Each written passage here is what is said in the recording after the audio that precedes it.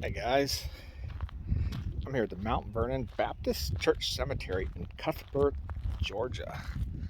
Not much out this way, but I'm here at this little cemetery. Let me turn this around here.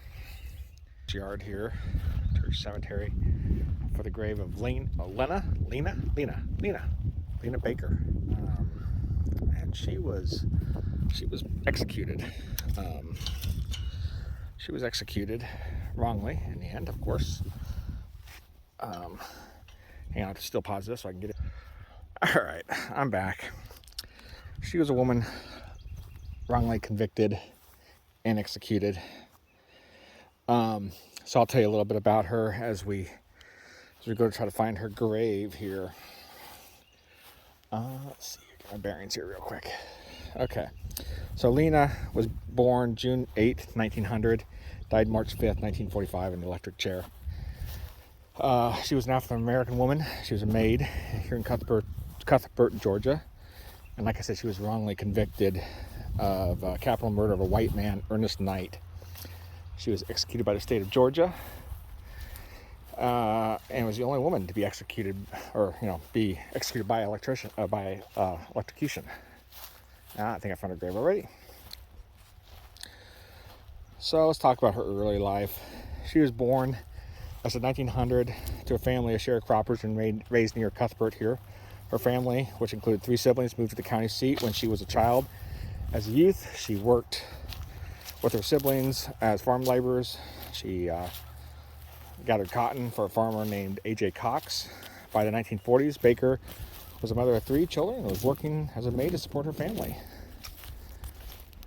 Yeah, there's her grave already in the distance there. In 1944, Baker started working for Ernest Knight, an older white man who had broken his leg. He owned a grist mill. I got a little bit more to talk. We'll look at some of these other graves as I finish talking here.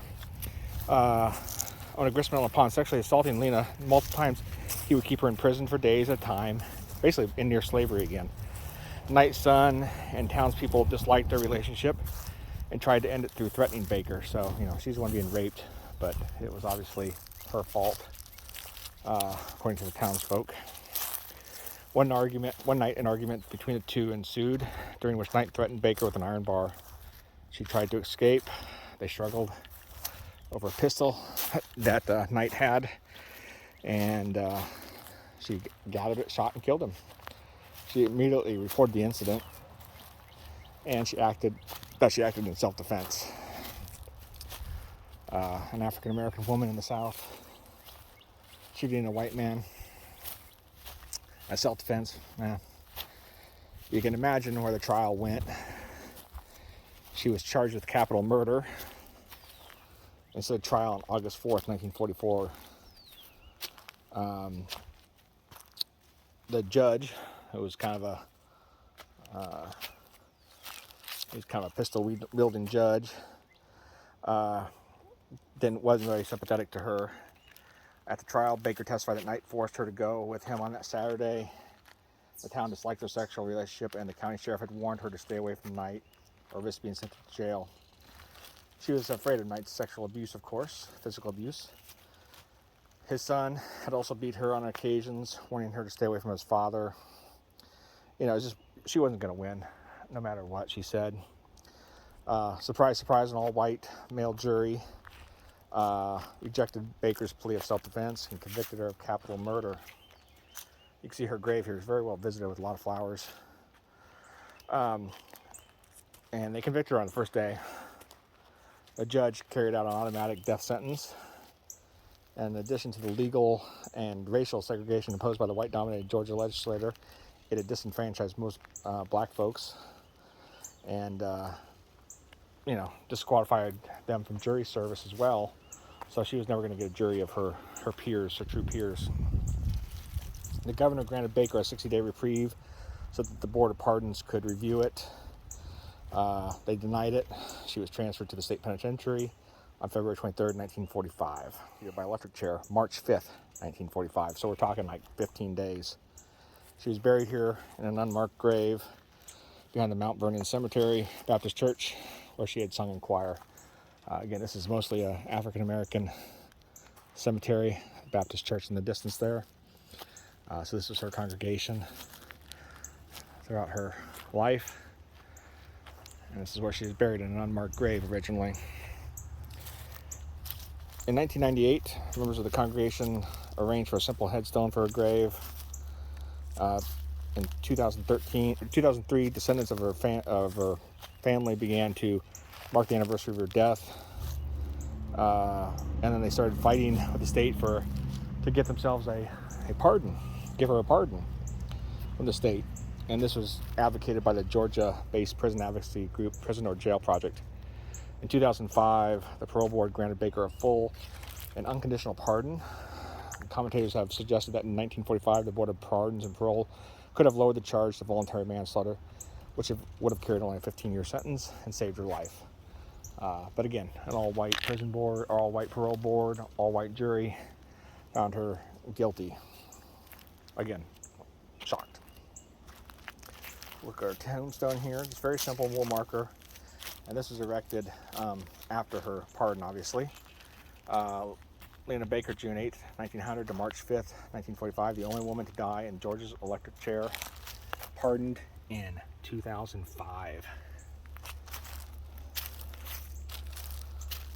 So quite the story, an unfortunate story for a woman who was just trying to get away from her captors, basically, sexually and physically abusing her.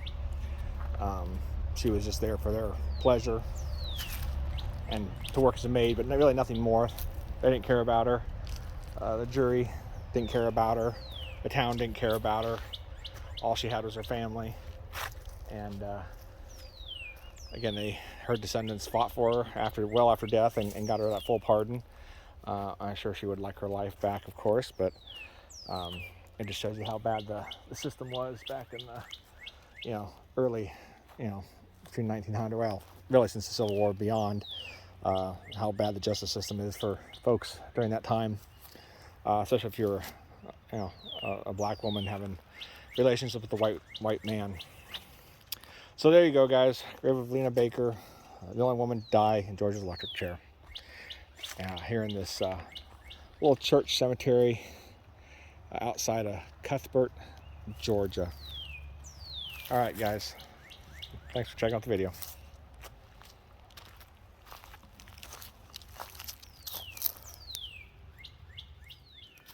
Okay, guys, hope you enjoyed that video. Lena Baker, the only woman executed in Georgia's electric chair. So I hope you like it. If you did, hit the like button. If you haven't already, please subscribe. I do lots of cemetery grave videos. I do about 3 a month. That get posted every Sunday, except for the second Sunday. I save that for the Goonies stuff and other unusual sites and stuff that I go visit. But again, I do appreciate all the likes and subscribers I do get. If you haven't, check out some of the other better content, guys. Faces of Forgotten, Lamont at Large, Fascinating Graveyard, Wit Docs, Scott on Tape. They do a fabulous job, much better than I could ever do. They do great videos. So check those guys out as well. Obviously, I don't rehearse these things because I ramble on as I walk out of the cemetery back to my car. But I do, those guys are so well rehearsed, aren't they? They got it down. Hey, there's another one, Back Roads. I think it's called Back Roads channel. They do a lot of graves in the South. We've kind of overlapped a couple times, I think, on some different graves, catching a lot of the same ones. But I do appreciate you guys checking out any of my videos. It does mean a lot to the guys that do hit the like button here. I travel, like I said, I travel all over the area on vacations or road trip. Cemeteries are always a quick stop for me. I don't do a lot of research, obviously. If you made this far in the video, I don't get a chance to do a lot of research, but I do. I get here, I read about them. That's about my limit. So you're not getting some well-rehearsed thing, obviously. But again, thanks for checking out the video. Hope you liked it. Please subscribe. And until next time, we'll talk to you later. See ya, guys.